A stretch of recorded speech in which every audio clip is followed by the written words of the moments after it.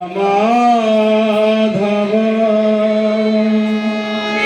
कुंज बिहारी जय माधव कुंज बिहारी जय राधा माधव कुंज बिहारी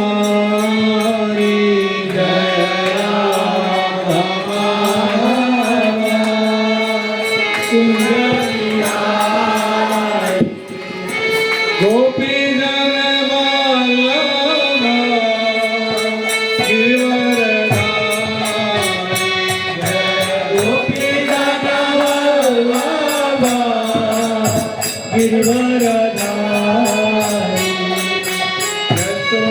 यशोदानंदन ब्रज जन रंजन यशोदानंदन ब्रज जन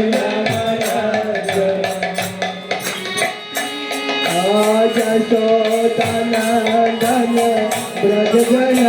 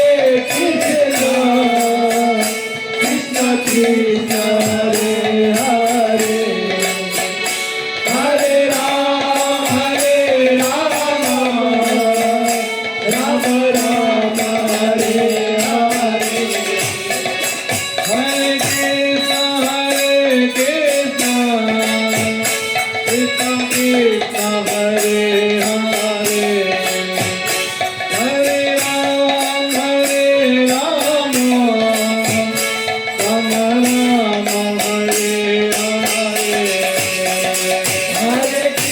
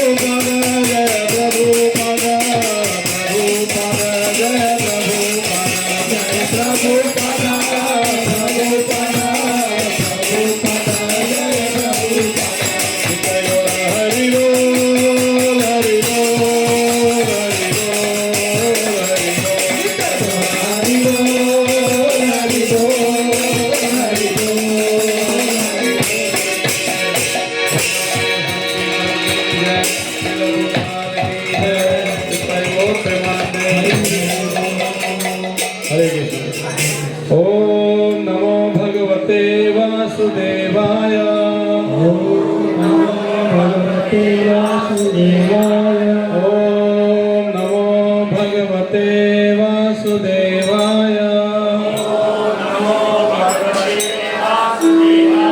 ओम नमो भगवते वासुदेवाय।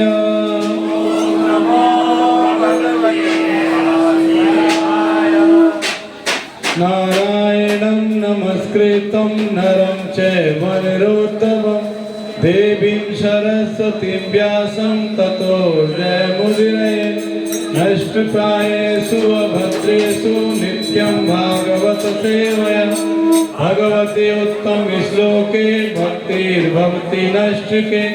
कृष्णाय वासुदेवाय देवकी नंदनाय च नंदगोपकुमाराय गोविंदाय नमो नमः। हरे कृष्ण। तो आज का दिन बहुत पवित्र दिन है। आज का दिन भगवान श्री चैतन्य महाप्रभु का प्राकट्य दिवस है। आज भगवान श्री चैतन्य महाप्रभु कोई और नहीं, स्वयं भगवान कृष्ण है। द्वापर में भगवान कृष्ण ने भगवत गीता दिया और बताया भक्ति करिए, मगर कलयुग के प्राणी भगवान की भक्ति कर नहीं रहे थे, तो भगवान को स्वयं आना पड़ा भक्ति सिखाने के लिए। भगवान चैतन्य महाप्रभु के रूप में प्रकट हुए। एक बार भगवान जब छोटे बालक थे चैतन्य महाप्रभु, तो उनके यहाँ पे एक ब्राह्मण आए। जब ब्राह्मण वहां आए तो चैतन्य महाप्रभु की माता सची माता और उनके पिताजी जगन्नाथ मिश्र दोनों बहुत खुश हुए। वो ब्राह्मण परिवार था और उनको एक ब्राह्मण का सेवा करने का अवसर प्राप्त हुआ, बहुत खुश हुए। ब्राह्मण से अनुरोध करने लगे कि आप आज हमारे घर पे प्रसाद पाइए शाम को। तो ब्राह्मण ने अनुरोध स्वीकार किया। तो सब आस पड़ोस की सब महिलाएं आके सची माता की हेल्प की। सबने बहुत सुंदर से बहुत अच्छे बड़े बहुत अच्छे पकवान बनाए भगवान को भोग लगाने के लिए। तब मुझे आरती बजाना है, आरती बजाना है, आरती बजाना। तो चावल और पंख रखिए, चावल और मोर पंख चालू रखिए, ये आरती में जाएगी। तब सची माता ने बहुत सुंदर पकवान बनाए और ब्राह्मण को दिए। ब्राह्मण ने उनके साथ भगवान गोपाल का एक फोटो विग्रह लेके चलते थे, गोविंद का एक विग्रह लेके चलते थे। तो ब्राह्मण ने एक आसन पे भगवान के विग्रह को स्थापित किया और भगवान को भोग लगाने के लिए मंत्रों का उच्चारण किया। तो जब ब्राह्मण ने भगवान को भोग लगाने के लिए मंत्रों का उच्चारण किया, तो जो चैतन्य महाप्रभु छोटे बालक थे वो तुरंत दूसरे कमरे में खेल रहे थे और ब्राह्मण आंख बंद करके मंत्रों का उच्चारण कर रहे थे और वो आके उस भोग के पास बैठ के उसको खाना शुरू कर दिए। ब्राह्मण की आंख खोली, देखा अरे ये बालक, अरे हटाओ बालक को हटाओ, भोग झूठा कर दिया। ओहो, भगवान को भोग कैसे लगाएंगे हम लोग? आप ये भोग नहीं लग सकता भगवान को, हटा दीजिए इसको। कोई बात नहीं, आज मैं फल खा के रह जाऊंगा, अब मैं फल खा लूंगा, मुझे फल दे दीजिए। भोग तो झूठा कर दिया बालक। तो वो कहने लगे नहीं, आप हमारे घर पे आए हो, आप भोजन नहीं करोगे तो हम भोजन नहीं करेंगे। ये नियम है, ये संस्कार है, संस्कृति हमारी कि जब तक हमारा मेहमान कोई आगंतुक भोजन नहीं करे, हमको भोजन नहीं करना चाहिए। अभी तो घर पे बुलाते हैं ना प्रसाद के लिए, आप बेल बजाओ तो ऐसे हाथ करते हुए आते हैं, आइए प्रभु जी, मतलब उनका काम हो गया है, आइए अब आपको दे देंगे। पहले ही पा लेते हैं, ऐसा नहीं है। पहले आपको ब्राह्मण को, जो आगंतुक है, जो मेहमान है, जो आपको जिसका आपको निवेदन किया है, प्रसाद के लिए इनवाइट किया है, पहले उसको खिलाना चाहिए। तो जगन्नाथ मिश्र कहने लगे कि जब तक आप प्रसाद नहीं पाएंगे हम कैसे पा सकते हैं, इसलिए कृपा करके हमें एक मौका दीजिए, हम दोबारा भोजन बनाते हैं, फिर भोग लगा के आप प्रसाद पाइए तो हम प्रसाद पाएंगे। तो भोजन हटा दिया और तुरंत सब माताएं लग गई फटाफट फटाफट बनाने के लिए, और बहुत शीघ्र ही दोबारा एक भोजन की थाली तैयार कर दी। कहने लगे आप भोग लगाइए अभी। तो उन्होंने वापस तुलसी पत्र रखे और आचमन किया और भगवान का आह्वान किया, भगवान को भोग लगाने लगे, मंत्रों का उच्चारण किया और ध्यान में बैठ गए ब्राह्मण। जब ब्राह्मण को भगवान को बुलाए ब्राह्मण ने, आइए गोविंद भोग लगाइए, आइए भगवान भोग लगाइए। तब तुरंत वही चैतन्य महाप्रभु कहीं खेल रहे थे, आके वापस बैठ के खाना शुरू कर दिया। चैतन्य महाप्रभु वापस भोजन स्वीकार करने लगे। ब्राह्मण ने आंख खोली, देखा रे बालक वापस झूठा कर दिया प्लेट। कोई उठाइए इसको, हटाइए यहां से। जगन्नाथ भी दौड़ दे, क्या हो गया ब्राह्मण? अरे देखो फिर झूठा कर दिया। जगन्नाथ भी बहुत क्रोधित हुए और चैतन्य महाप्रभु भाग गए वहां से। और जगन्नाथ भी सुन के पीछे भागे लगे। ब्राह्मण ने डांटिए मत बच्चे को, क्रोध मत करिए, कोई बात नहीं, कोई बात नहीं, हम आज फल खा के रहेंगे, कोई बात नहीं, लेकिन बच्चों को मत डांटिए। तब उनके जो बड़े भाई विश्वरूप, चैतन्य महाप्रभु के बड़े भाई विश्वरूप, वो अद्वैताचार्य के घर पे भागवत सुनने गए थे। और रोज भागवत हुआ करती थी, नित्यम भागवत सेवया, भागवत नित्य भगवत गीता और भागवत का अध्ययन करना चाहिए। तो जो बलराम ने जो अद्वैताचार्य ये विश्वरूप वहाँ पे अद्वैताचार्य घर पे भागवत सुनने गए थे, वो वहाँ से आए तो देखा सच्ची माता और जगन्नाथ भी दोनों उदास बैठे हुए थे। क्यों उदास बैठे थे? क्योंकि ब्राह्मण का भोग 2 बार चैतन्य महाप्रभु ने झूठा कर दिया, और भगवान भोग नहीं स्वीकार करेंगे तो ब्राह्मण भी भोजन नहीं करेगा, और ब्राह्मण हमारे घर पे भूखा रहेगा तो ये हमको अच्छा नहीं लगेगा, इसलिए उदास थे। तो उन्होंने विष्णु ने पूछा कि क्यों, क्या हो गया, क्यों आप उदास हो? तो कहने लगे कि ब्राह्मण 2 बार भोग लगाया, मगर चैतन्य ने, उनका नाम था निमाई पंडित, बोले निमाई ने वो भोग झूठा कर दिया है, इसलिए वो ब्राह्मण भोग नहीं लगा पा रहा है, और अब वो कह रहा है मैं खाली फल खा के रहूंगा। तो विष्णु कहने लगे ब्राह्मण से कि आप ऐसा मत करिए, जब तक आप भोजन नहीं करेंगे मेरे माता पिता भोजन नहीं करेंगे। कि आप चाहते हैं मेरे माता पिता भोजन नहीं करें? ब्राह्मण बोला कदापि नहीं। तो फिर आप भोजन करिए। तो बोले मैं जब तक भगवान को भोग नहीं लगेगा मैं कैसे भोजन कर सकता हूँ? तो बोले कोई नहीं, एक बार हमें मौका दीजिए, और एक अवसर हमें और दीजिए, हम दोबारा भोजन बना के और आप भगवान को भोग लगाइए। तब ब्राह्मण बोला ठीक है, आप इतना जिद कर रहे हैं तो वापस एक बार हम भोग लगाएंगे। तो वापस सभी माताएं लोग तुरंत तैयार होकर वो बर्तन हटा के दूसरे बर्तन लेके तुरंत उन्होंने भोजन बनाया, वापस भोग लगा के प्लेट लेके आए। तब तक रात हो गई थी और चैतन्य महाप्रभु कमरे में सची माता के पास में जाके सो गए थे। बालक सो गया था और जगन्नाथ मिश्र भी एक कमरे में सो गए थे। तो उनको भोग दिया ब्राह्मण को, अब ये लीजिए, या आप ये भोग लगाइए अब भोजन करिए। तो ब्राह्मण ने वापस मंत्रों का उच्चारण किया और भगवान का आह्वान किया कि आप भोग स्वीकार करिए। तो जब मंत्रों का उच्चारण कर रहे थे वापस चैतन्य महाप्रभु आ गए और उस भोजन को खाना स्वीकार दिया। और जब ब्राह्मण ने अपनी आंख खोली तो भगवान श्री चैतन्य महाप्रभु कृष्ण के रूप में बैठे हुए थे। ब्राह्मण को कृष्ण के रूप में दिखाई दिए, एक बालक के रूप में, गोपाल के रूप में, भगवान कृष्ण के रूप में। जैसे ब्राह्मण देखा भगवान कृष्ण स्वयं आके मेरे भोजन को स्वीकार कर रहे हैं, ब्राह्मण आत्मविभोर हो गया, भाव विभोर हो गया।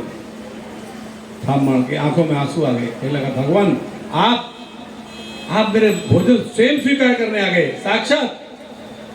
चैतन्य महाप्रभु कहने लगे कि मैं तो पहले भी आया था 2 बार, पहले भी 2 बार तुम्हारे आह्वान मैंने भोजन स्वीकार किया, मगर तुम समझ नहीं पा रहे थे कि मैं ही वो भगवान कृष्ण हूँ तो तुम्हारे भोजन को स्वीकार कर रहा था। तब उसके बाद वापस चैतन्य महाप्रभु बालक की फॉर्म में आ गए, एक बाल वैसे निमाई की फॉर्म में। तब ब्राह्मण बहुत खुश हुआ और उछल उछल के कीर्तन करने लगा और चैतन्य महाप्रभु कमरे में जाके वापस हो गए। तब जगन्नाथ मिश्र आए, क्या हो गया ब्राह्मण, क्यों इतने खुश हो रहे हो? तो उन्होंने बताया नहीं घटना। बोले मैं बहुत खुश हूँ, भगवान ने साक्षात मेरा भोजन स्वीकार किया। ये निमाई पंडित ने आगे स्वीकार किया, ऐसा नहीं बताया उन्होंने मना किया था कि माता पिता पर मुझे भगवान के रूप में पूजेंगे, मुझे माता पिता को भगवान नहीं बनना है, उनका बालक बन के उनका प्यार मुझे प्राप्त करना है। भगवान कहते हैं यदा यदा ही धर्मस्य ग्लानिर्भवति भारत है। भगवान कब आते हैं? भक्तों को आनंद प्रदान करने के लिए और धर्म की स्थापना करने के लिए।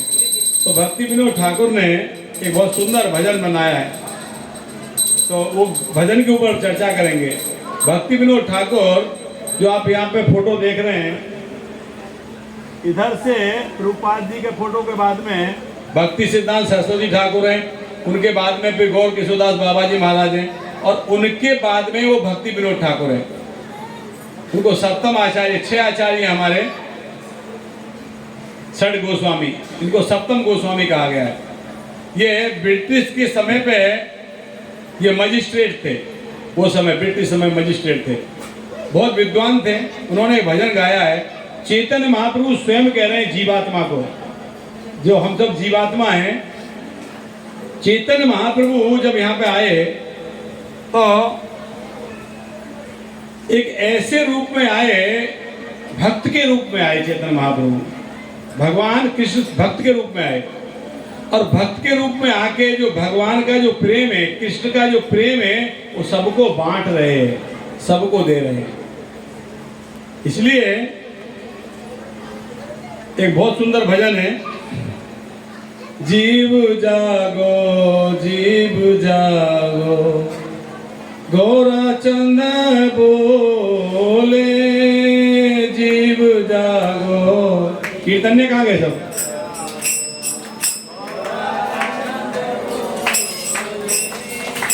जीव जागो जीव जागो गौरा चांद बोले, जीव जागो।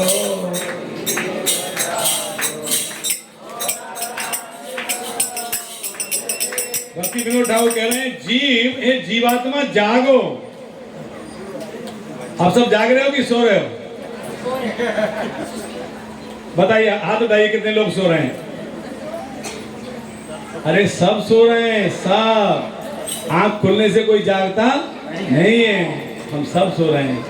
इसलिए चैतन्य महाप्रभु गाना पड़ा, कहना पड़ा, जीव जागो जीव जागो गौरा चांद बोले, जीव जागो गौरा चांद बोले, गाते निदा जाओ माया पिसाचिर कोले,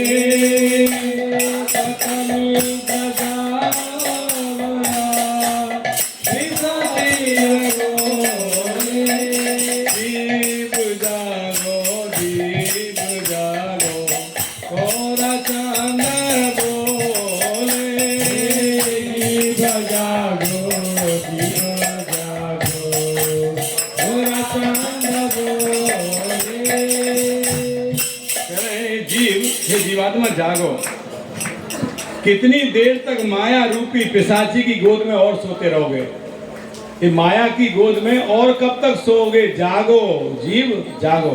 चैतन्य महाप्रभु कह रहे हैं, गौराचंद, गौराचंद मतलब गौरांग प्रभु। चैतन्य महाप्रभु कह रहे हैं जीव जागो। गाओ आ गया, गाइए, हाँ गाइए, गाइए। जीव जागो जीव जागो गौरा चांद बोले, जीव जागो जीव जागो गौरा चांद बोले, काते निद्रा जाओ माया पिशाचिर कोले, काते निद्रा जाओ पिशाचिर कोले, जीव जागो जीव जागो गौरा चांद बोले, जीव जागो जागो।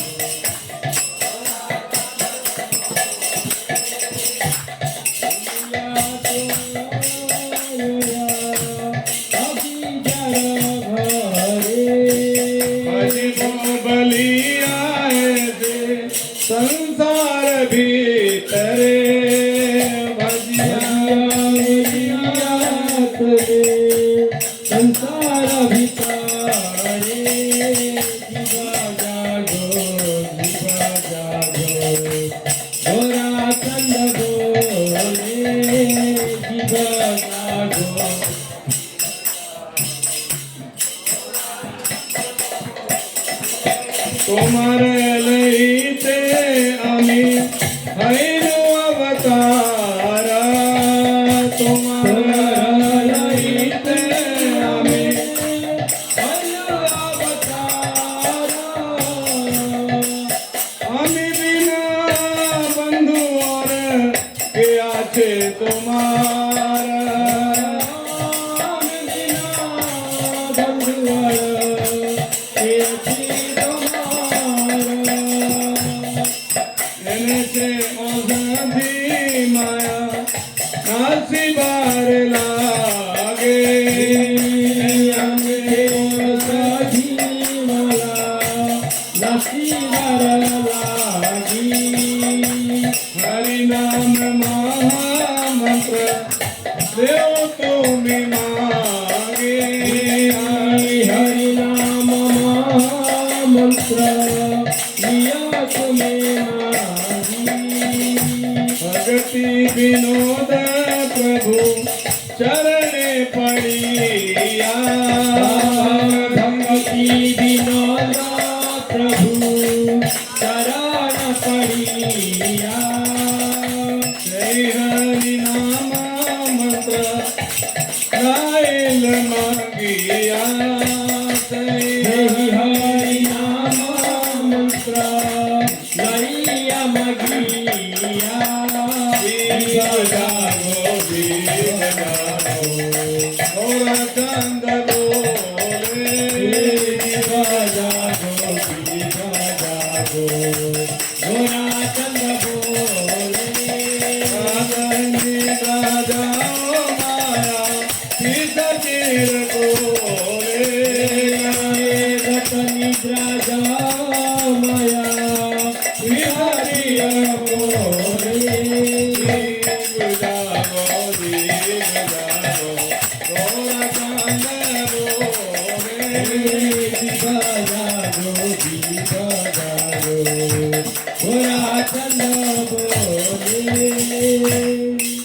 इसमें कहते हैं बजीबियो बलिया ऐसे संसार भीतरे भूलिया रही तुम्हें अविद्या भरे।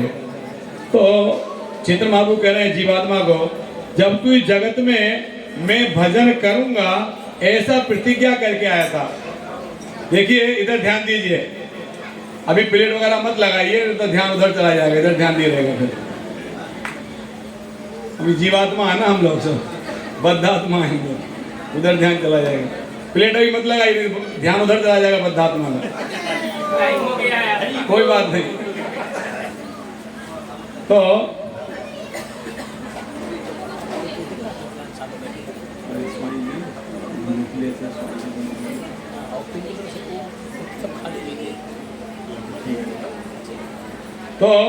इसमें कह रहे थे कि ध्यान से सुनिए सर, जीवात्मा जन्म के पहले जब माता के गर्भ में रहता है, मेरे पास एक वीडियो है, अभी यहाँ पे प्रोजेक्टर हो तो मैं आपको दिखाता, वो लिटरली हाथ जोड़ के भगवान से प्रार्थना करता है, उसके होठ चलते हैं। गर्भ का मेरे पास में, बच्चे का मेरे पास में एक वीडियो है जो मैंने लिया था, गूगल में आप लिखिएगा, ऐसा आपको मिले गूगल में। वो लिटरली भगवान के हाथ जोड़ के दोनों हाथ से प्रार्थना करता है कि अब की बार जब मैं जगत में जाऊंगा तो आपकी भक्ति करूंगा और वैकुंठ में जाऊंगा। हाथ जोड़ के प्रार्थना करता है। तो यही कह रहे हैं चैतन्य महाप्रभु कि जब तुम बाहर आने के लिए तुमने भगवान से प्रार्थना की थी कि मैं जगत में जाऊंगा तो आपकी भक्ति करूंगा, मगर यहाँ माया के प्रभाव में आके तुम उसको भूल गए हो। कह रहे हैं भूलिया रहे तुम्हें अविद्या रे भरे। अविद्या रे भरे मतलब माया की वजह से, मोह माया में, इल्यूजन में, भ्रम में भगवान को भूल गए, हम अपना स्वरूप भूल गए।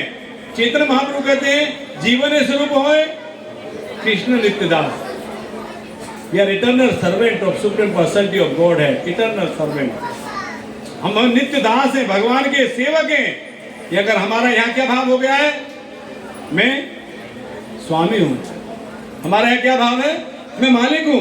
कोई कहता है फैक्ट्री का मालिक है, कोई कहता है मैं घर का मालिक हूँ, कोई कहता है मैं सोसाइटी का मालिक हूँ, कोई कहता है मैं समाज का मालिक हूँ, मैं परिवार का मालिक हूँ। हमारे अंदर भाव क्या आ गया है, स्वामित्व का भाव आ गया है। मगर हमारा स्वरूप क्या है, कॉन्स्टिट्यूशनल पोजीशन क्या है हमारी? जीवेरे स्वरूप होए कृष्ण नित्य दास, हम भगवान के दास हैं। तो कह रहे हैं कि तुम माया के प्रभाव से जो भगवान को बोल के आया था वो तुम भूल गया है। ये जीव जागो।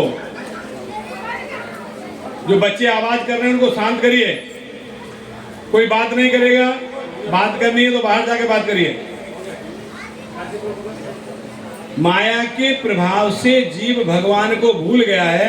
चैतन्य महाप्रभु को कह रहे हैं जागो, जीव जागो, जीव जागो, गौरा चंद बोले।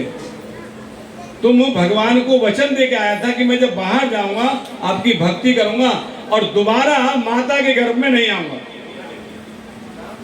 जब तक व्यक्ति भगवान के शरणागत नहीं होगा तब तक बार बार माँ के गर्भ में जाएगा। और वो माँ ह्यूमन बीइंग भी हो सकती है, एनिमल भी हो सकता है, इंसेक्ट भी हो सकता है। अब कीड़े मकोड़े किसी के भी गर्भ में जाओगे, किसी के भी गर्भ में जा सकते हो। कितने जन्म होंगे? 84 लाख प्रकार की योनि के बाद मनुष्य का जन्म प्राप्त होता है। और ऐसा बहुमूल्य जन्म प्राप्त होने के बाद हम क्या कर रहे हैं? नष्ट कर रहे हैं, सो रहे हैं हम। चेतन महाप्रभु कहते जीव जागो, गौरा चंद बोले। चेतन महाप्रभु कह रहे हैं जाग जाओ आप लोग। कहते हैं तुम्हारे लैते हमू लई ना अवतारा। तो 20 मिनट टाइम दीजिए, दर्शन करिए।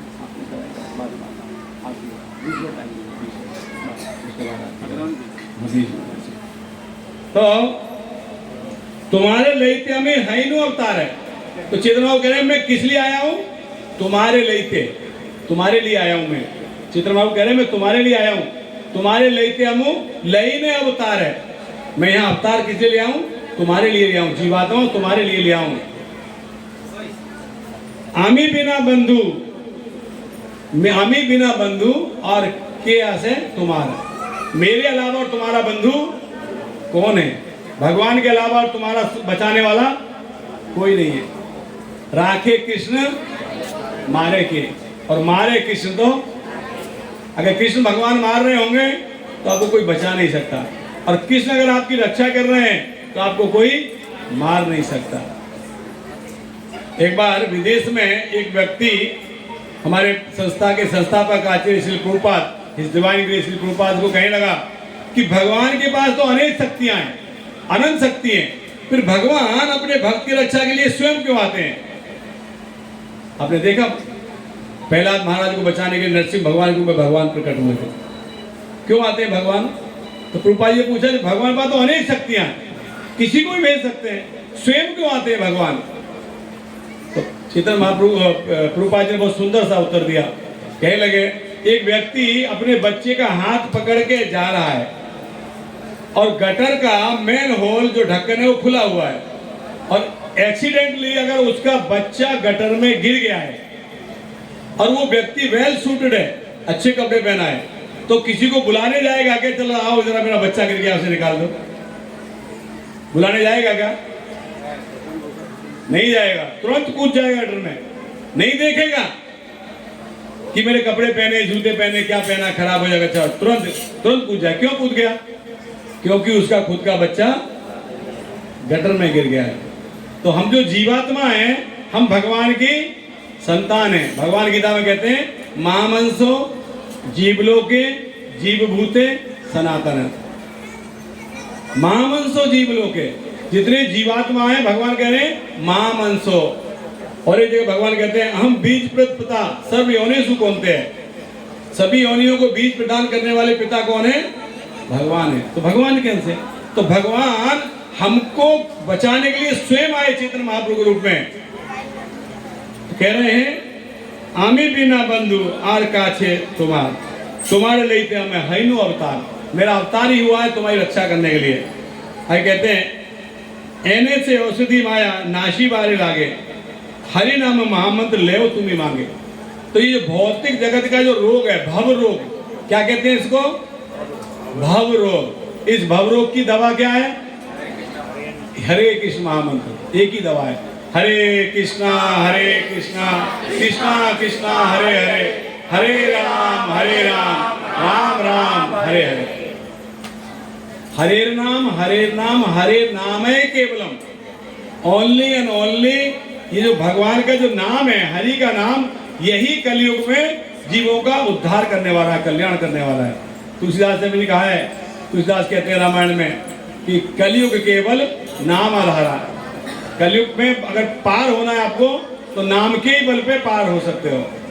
दूसरे तरह की जो तपस्या है वो कलयुग में सक्सेसफुल नहीं है। लोग हवन करते हैं मन की शांति के लिए, क्योंकि ना तो हवन करने के लिए आपके पास शुद्ध सामग्री है आज के समय में, और ना शुद्ध व्यक्ति है। घी के ऊपर गाय का फोटो छाप रहे थे, घी गाय का नहीं होता।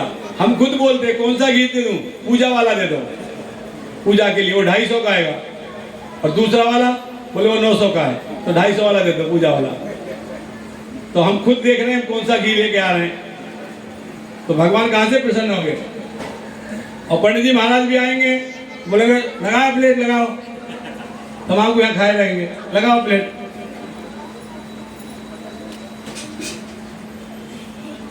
वो मंत्र बोलेंगे, खेनी बाहर निकलेगी, हाँ हाँ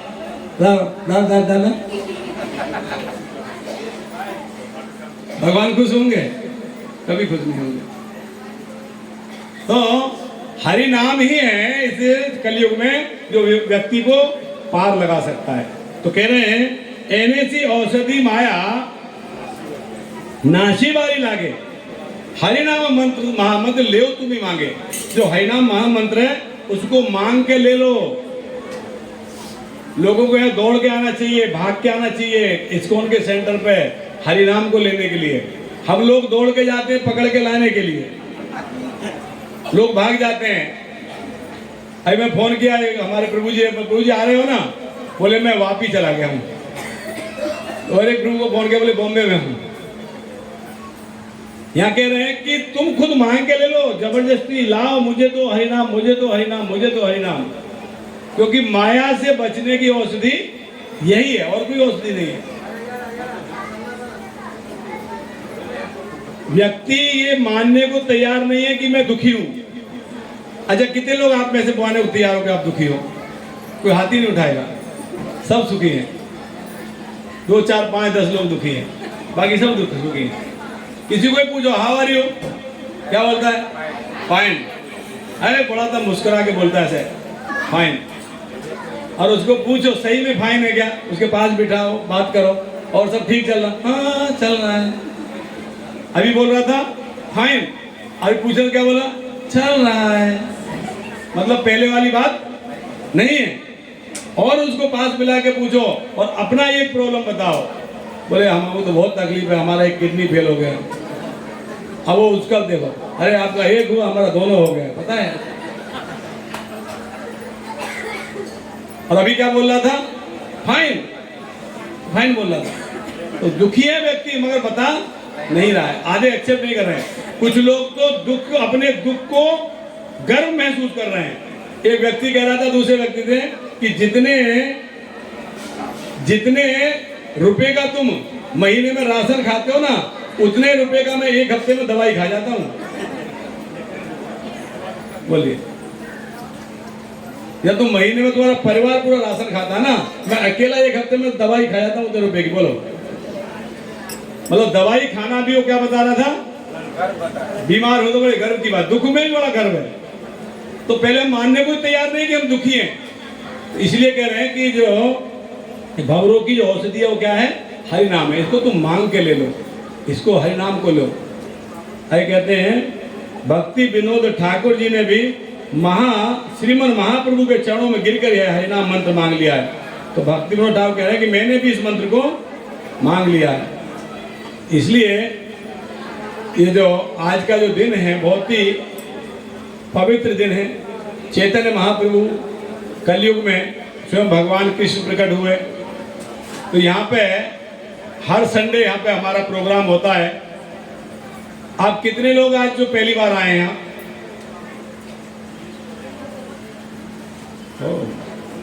लेकिन आप तो कहीं पे ज्वाइन है, शायद तिलक विलक लगाया आप लोगों ने, कहीं जाते हैं इस्कॉन में कहीं? तो यहाँ पे हर संडे प्रोग्राम होता है, तो आप हर संडे 12 बजे से दोपहर को 12 बजे से 2 बजे तक यहाँ पे आया करिए। भगवत गीता भागवतम की क्लास होती है, कीर्तन होता है, महाप्रसाद होता है, हर संडे यहाँ पे आया करिए। और